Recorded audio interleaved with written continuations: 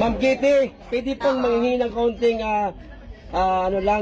speech lang para po sa mga kababayan natin. So, yun sa mga kababayan ko, yun nga, patuloy lang yung pagdasal natin. Huwag natin kalimutan kumain at matulog.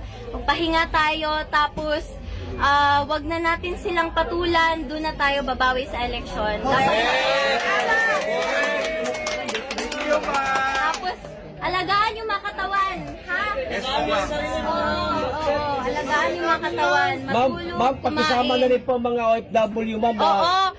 Nakita ko sa sa internet ang daming mga protest, mga prayer rally ng mga OFW. So maraming salamat sa inyo lahat.